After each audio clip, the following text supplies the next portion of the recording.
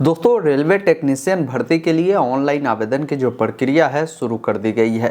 ये जो आपकी बहाली होने वाली है 9144 पदों पर ऑनलाइन आवेदन की प्रक्रिया शुरू की गई है। इस वीडियो में मैं आपको पूरी जानकारी स्टेप बाय स्टेप बताऊंगा कि कैसे इस भर्ती का फॉर्म आपको फिल करना है, जिससे आपको कहीं भी कोई परेशानी या कहीं भी कोई मिस्टेक ना हो। अंत तक जुड़े रहिएगा। पूरी जानकारी इस भर्ती से जुड़ी अगर आपको समझना है, इसका फॉर्म अगर आपको फिल करना है तो आप अंत तक देखिएगा। सारी स्टेप बाय स्टेप प्रोसेस आपको बताई जाएगी। वीडियो अगर आपको पसंद आए तो इसे एक लाइक जरूर कीजिएगा। इस प्रकार के लगातार अपडेट के लिए चैनल को सब्सक्राइब जरूर करेंगे। आने वाली सारी अपडेट की जानकारी आपको मिलती रहेगी। वीडियो को अपने दोस्तों के साथ भी शेयर कर दीजिएगा ताकि वो भी इस वीडियो को देखकर अपना फॉर्म फिल कर सकेंगे। आइए अपने स्क्रीन पर चलकर पूरी डिटेल जानकारी बताते हैं। रेलवे टेक्नीशियन भर्ती का फॉर्म भरने के लिए आपको आना होगा इनके ऑफिशियल वेबसाइट पे। इस वेबसाइट पे आने के लिए मैंने लिंक डिस्क्रिप्शन बॉक्स में दे दिया है, या आप डायरेक्ट गूगल में ऑनलाइन अपडेट STM लिखेंगे, आपके सामने ऑनलाइन अपडेट STM.in के वेबसाइट आएगा। लेटेस्ट जॉब में ही रेलवे टेक्नीशियन वैकेंसी 2024 की पूरी फुल डिटेल आपको यहाँ पर बताई गई है। आप यहाँ से पूरी जानकारी को समझ सकते हैं। नीचे जब आएंगे तो यहीं पर आपको ऑनलाइन अप्लाई का लिंक मिलता है, उसके सामने क्लिक करेंगे तो आप इस वेबसाइट पर आ जाएंगे। यही अगर फुल नोटिफिकेशन डाउनलोड करना चाहते हैं तो यहाँ पर आपको लिंक मिलेगा, इसका नोटिफिकेशन भी आप डाउनलोड कर सकते हैं, पूरी जानकारी समझ सकते हैं। इनका जो नोटिफिकेशन संख्या 02/2024 है। बाकी की जो भी जानकारी है आपको यहाँ पर बताए गए हैं। जैसे जो आपकी ऑनलाइन आवेदन है 9 तारीख से स्टार्ट किए गए हैं, अंतिम तिथि 8 अप्रैल तक रखे गए हैं। बाकी किसी को कोई अगर गलती होती है तो आप मॉडिफिकेशन कर सकते हैं और इसके लिए आपको कुछ चार्जेज देने होंगे। लेकिन ध्यान ये रखना है कि मॉडिफिकेशन जो होगा, जो क्रिएट अकाउंट में आपने जो डिटेल फिल किया है वो डिटेल मॉडिफाई नहीं होगा। बाकी की सारी डिटेल मॉडिफाई कर सकते हैं 9 अप्रैल से 18 अप्रैल तक। बाकी इसके लिए जो आपके वैकेंसी निकाले गए हैं, यहाँ पर 2 अलग अलग प्रकार के पद है। जैसे टेक्नीशियन ग्रेड 1 सिग्नल का है, जो लेवल 5 की इसमें सैलरी है 19,200 तक, और इसमें मेडिकल स्टैंडर्ड B1 मांगा गया है। आपकी जो एज होगी यहाँ पर 1/7/2024 के अनुसार काउंट होगा। 18 से 36 साल आपकी एज होने वाली है। 1092 पद इसमें रखे गए हैं। दूसरा जो पद है टेक्नीशियन ग्रेड 3 का है, लेवल 2 का सैलरी है 19,900। बाकी यहाँ पर बताया गया है कि 18 से 33 साल आपकी एज होनी चाहिए। 8,052 पदों पर बहाली है। दोनों पद को मिलाएंगे तो कुल मिलाकर 9,144 पदों पर आपकी बहाली प्रक्रिया होने वाली है। बाकी की सारी गाइडलाइन इस नोटिफिकेशन में दिए गए हैं। यहाँ पर इन्होंने एक लाइन बताया है कि जो कैंडिडेट ऑनलाइन अप्लाई करना चाहते हैं तो उनको एक नया अकाउंट क्रिएट करना होगा। लेकिन जो कैंडिडेट ऑलरेडी जो है अपना अकाउंट बनाए हुए हैं, मतलब ALP का भी भर्ती आया था जिसका नोटिफिकेशन संख्या 01/2024 है, इसका फॉर्म भरे हैं, तो आपको यहाँ पर अकाउंट क्रिएट करने की ज़रूरत नहीं है। आप डायरेक्ट क्या करेंगे, अपना लॉगिन कर फॉर्म को आप फिल कर सकते हैं। अकाउंट उनको बनाना है जो बिल्कुल रेलवे की नई जो है फॉर्म फिल कर रहे हैं, इससे पहले कोई भी बहाली का फॉर्म नहीं भरा था, तो उनको यहाँ पर अकाउंट बनाना है। बाकी अगर आप क्वालिफिकेशन के बारे में जानना चाहते हैं तो इसी नोटिफिकेशन के 19 नंबर पेज में आएंगे तो बताया गया। जैसे टेक्नीशियन ग्रेड 1 सिग्नल की जो बहाली है, इसमें बताया गया है कि अगर कोई बैचलर ऑफ साइंस यानी BSc फिजिक्स या electronics, computer science, information technology, इस प्रकार में अगर आपने BSc कर रखा है तो आप इसके लिए फॉर्म को भी फिल कर सकते हैं। अगर कोई ये नहीं कर रखा है तो उसके लिए यहाँ पर 2 और ऑप्शन है। जैसा अगर कोई 3 ईयर वाला डिप्लोमा इंजीनियरिंग किए हुआ है तो भी फॉर्म को भर सकता है। डिग्री इन इंजीनियरिंग किए हुआ फिर भी फॉर्म को भर सकता है। वही यहाँ पर देखिए टेक्नीशियन ग्रेड 3 की बहाली है। इसके लिए बताया गया है कि कम से कम आप जो है मैट्रिकुलेशन पास होने चाहिए, प्लस आपने ITI कर रखा होगा SCVT या NCVT में। और यहाँ पर इतने सारे ट्रेड का नाम दिए गए हैं, इन ट्रेड में आपकी ITI होना चाहिए। या कोई कैंडिडेट मैट्रिक के बाद अगर एक्ट अप्रेंटिसशिप किया है वो भी कैंडिडेट एलिजिबल है। तो यहाँ पर देखिए टेक्नीशियन ग्रेड 3 में अलग अलग यहाँ पर आपको नाम मिलता है। जैसे ब्लैक स्मूथ है तो इसके लिए ये बताए गए हैं। डीजल मैकेनिक है तो इसमें आपको ITI डीजल मैकेनिक में मांगे गए। इलेक्ट्रिकल है तो ITI भी आपका इलेक्ट्रिशियन में मांगे गए हैं, वायरमैन में मांगे गए हैं। इस प्रकार यहाँ पर आप जिसके लिए अप्लाई करेंगे उस प्रकार क्वालिफिकेशन मांगे गए। मतलब टेक्नीशियन ग्रेड 3 का अगर फॉर्म भरेंगे तो 10वीं के साथ आपके पास ITI होना जरूरी है। एक आपका पद यहाँ पर रखा गया टेक्नीशियन ग्रेड 3 S&T का। इसमें आपके 10वीं के साथ ITI वाले को भी मौका दिया गया है और साथ ही साथ जो 12वीं सिर्फ पास है, जो कि फिजिक्स एंड मैथ पढ़ा होगा 12वीं में, वो कैंडिडेट इस पोस्ट के लिए भी एलिजिबल है, जो कि यहाँ पर देखेंगे इन्होंने क्लियर बताया। तो एक बार क्वालिफिकेशन के बारे में भी आप डिटेल जानकारी प्राप्त कर सकते हैं। जोन वाइज भी बहाली आप देख सकते हैं, जैसे अहमदाबाद में किस कैटेगरी में कितनी है, उसके बाद अजमेर में कितनी बहाली है। यहाँ पर अलग अलग यहाँ पर आपको जोन मिलते हैं, भोपाल हो गया, पटना, मुजफ्फरपुर, सबके डिटेल यहाँ पर आ चुका है। अब आइए जानते हैं इसका फॉर्म आप कैसे भरेंगे। इनके वेबसाइट पर जब आप आएंगे तो यहीं पर देखिए ऊपर में ऑप्शन मिलता है अप्लाई का, और यहाँ पर क्रिएट एन अकाउंट उनको करना है जो अभी तक जो है इससे पहले जो भर्ती आई थी रेलवे का LP का, उसका फॉर्म अगर नहीं भरा तो आप क्रिएट अकाउंट पर क्लिक करें, अपना एक नया अकाउंट बनाएं। जैसे यहाँ पर देखिए कंट्री आपको बतानी है तो इंडिया आपको चयन करना है, पर्सनल इन्फॉर्मेशन देनी है, स्टूडेंट का जो भी पूरा नाम होगा पूरा नाम डालेंगे, उसी नाम को दोबारा डालना है। यदि आपने कभी भी अपना नाम चेंज किया है तो यहाँ पर यस करें, अन्यथा नो वाले विकल्प पर क्लिक करें। डेट ऑफ बर्थ आपका जो भी होगा यहाँ से पहले साल चुनेंगे, जो भी महीना है, जो भी डेट है उससे इस प्रकार चयन करेंगे, इससे दोबारा से चयन करना होगा। जेंडर आपका जो भी होगा उससे आपको चयन करना है। बाकी नीचे आएंगे, पिताजी का जो नाम होगा वो डालेंगे, उस नाम को दोबारा डालेंगे। माताजी का नाम डालना है, माताजी का नाम दोबारा डालना है। आपको आधार वेरिफिकेशन करनी होगी, जिसमें सबसे पहले आप अपना आधार नंबर फिल करेंगे और वेरीफाई यूजिंग आधार पर क्लिक करेंगे, आपका आधार वेरीफाई हो जाएगा। कॉन्टैक्ट डिटेल है जिसमें आपको सबसे पहले अपना ईमेल आईडी डालना है। एक ऑप्शन मिलता है जनरेट ईमेल OTP, जिस पर क्लिक करें, ईमेल पर OTP आएगा, OTP को डालकर वेरीफाई करेंगे। अपना मोबाइल नंबर डालेंगे, मोबाइल पर भी OTP आएंगे, उससे वेरीफाई करना है। अब यहाँ पर आपको पासवर्ड क्रिएट करना है। पासवर्ड बनाते समय ध्यान रखें ABCD का बड़ा अक्षर, छोटा अक्षर, कोई भी सिंबल आप जरूर उसमें दें। उसी पासवर्ड को दोबारा डालें, कैप्चा कोड को डालें। एक ऑप्शन मिलता है preview and create an account का, जिस पर क्लिक करें। इस प्रकार आपके सामने प्रीव्यू सेक्शन आता है। आप अपना पूरा जानकारी जरूर देखें, इस चेकबॉक्स पर टिक करें और अगर कोई गलती है तो अभी आप एडिट करें। डिटेल सही है तो नीचे में ऑप्शन मिलता है क्रिएट एन अकाउंट का, जिस पर क्लिक करना है। इस प्रकार आपका अकाउंट क्रिएट होता है।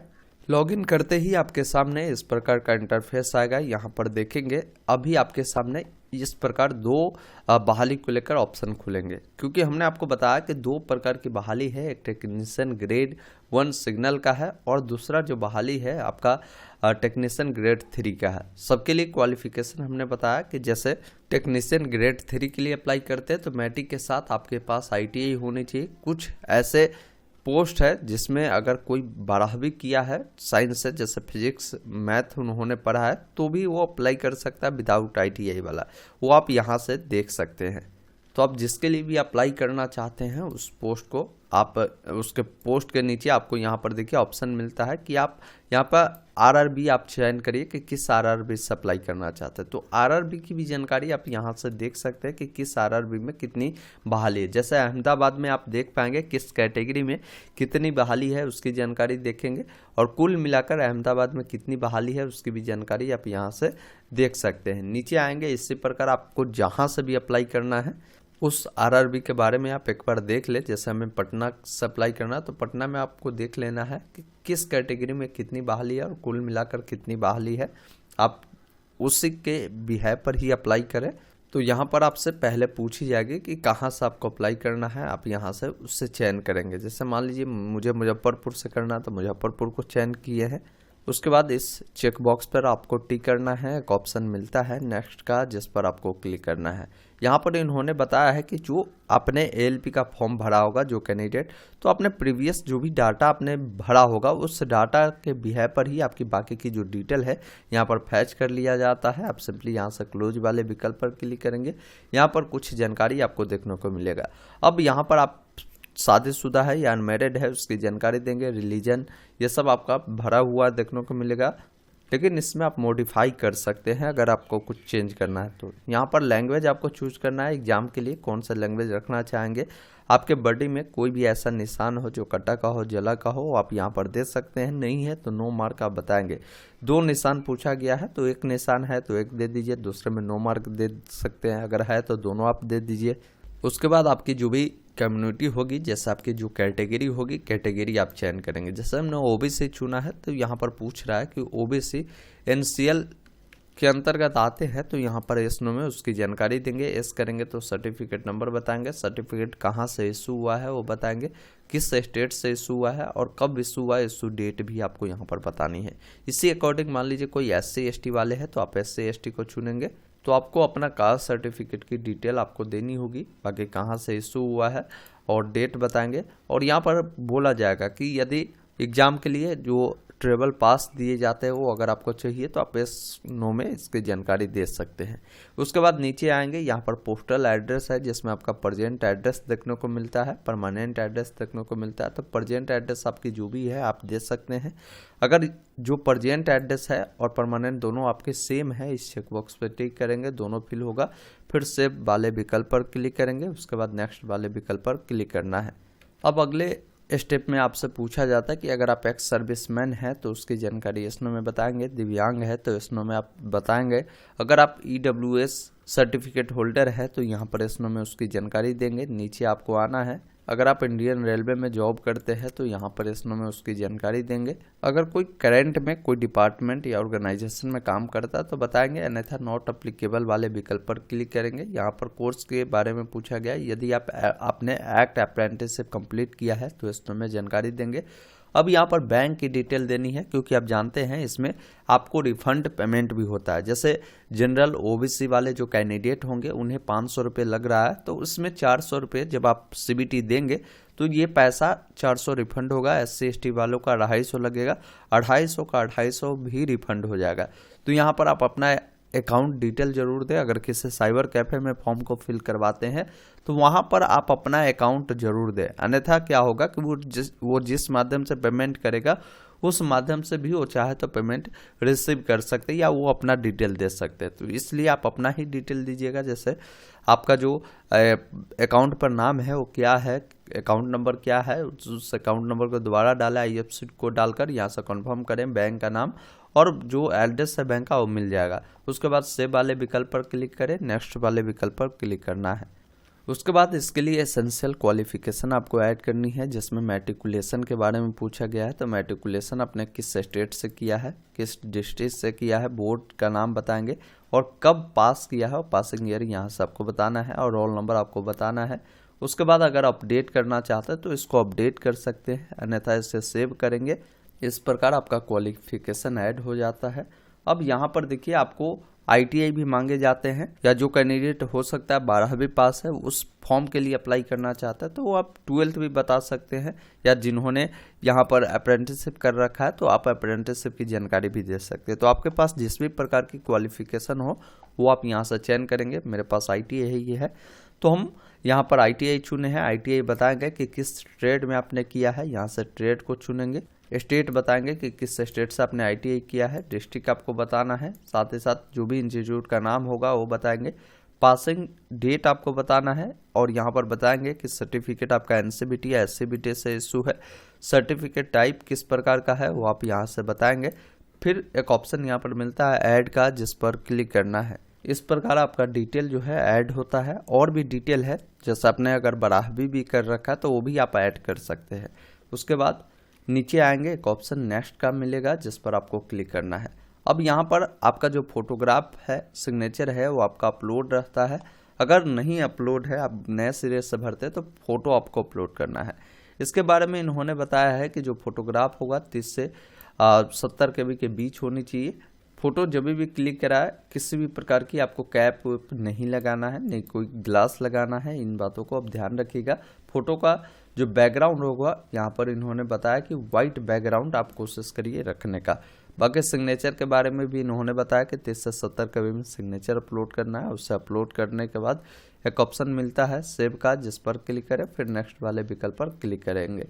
इस प्रकार आपका ये डिटेल ऐड होता है। अब आपने जो भी RRB चुना है अप्लाई करने के लिए, उस RRB के बारे में यहाँ पर डिटेल आएगा, और आप किसके लिए एलिजिबल है आपके सामने ये ऑटोमेटिक खुल जाएगा। क्योंकि हमने 10वीं और ITI चुना है तो जो भी ट्रेड आपने ITI में चुना होगा वही ट्रेड आपको यहाँ पर मिलेगा। जैसे टेक्नीशियन ग्रेड 3 डीजल मैकेनिक हमने डाला है तो वो पोस्ट यहाँ पर मिलता है। अब इसके लिए अप्लाई करना है तो प्लस वाले विकल्प पर क्लिक करेंगे तो यहाँ पर आपका ऐड हो जाएगा। उसके बाद इस चेक बॉक्स पर आपको टिक करना है, नीचे आपको आना है, नीचे सभी चेक बॉक्स पर टिक करना है, पहले इसका नाम लिखना है। एक ऑप्शन यहाँ पर मिलता है प्रीव्यू एप्लीकेशन का, जिस पर क्लिक कर लेंगे, पहले सेव करेंगे फिर प्रीव्यू एप्लीकेशन पर क्लिक करेंगे। आपके सामने फॉर्म का पूरा प्रीव्यू आएगा। एक बार आप जरूर पूरी जानकारी देखें कि सभी जानकारी आपका सही है या नहीं है। पूरी जानकारी सही है तो इस चेक बॉक्स पर टिक करें, कोई जानकारी गलत है तो एडिट करें, सही है तो टिक करने के बाद सबमिट वाले विकल्प पर क्लिक करें और यहाँ से क्या करें, सबमिट वाले विकल्प पर आपको क्लिक करना है। अब आपका जो फॉर्म है वो सबमिट होता है। इसके लिए जो भी एप्लीकेशन फी आप पर लग रहे हैं वो एप्लीकेशन फी देखने को मिलेगा। पे नाउ वाले विकल्प पर क्लिक करना है, टर्म्स कंडीशन को एक्सेप्ट करना है, प्रोसीड वाले विकल्प पर आपको क्लिक करना है।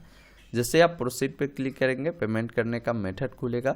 जैसे आप अपना कार्ड की डिटेल डालेंगे, मंथ ईयर CVV डालेंगे, कार्ड किनके नाम से वो बताएंगे, एक ऑप्शन मिलेगा पे नाउ का, जिस पर क्लिक कर पेमेंट करेंगे और इसका प्रिंट निकाल कर अपने पास सुरक्षित रख लेंगे। दोस्तों अभी आपने देखा, हमने आपको स्टेप बाय स्टेप पूरी प्रोसेस बताया कि कैसे रेलवे टेक्नीशियन भर्ती का फॉर्म आपको फिल करना है। उम्मीद करता हूं आपको पूरी जानकारी मिली होगी। कहीं भी कोई डाउट कन्फ्यूजन है आप नीचे कमेंट बॉक्स में लिख सकते हैं। वीडियो देखने के लिए बहुत बहुत धन्यवाद।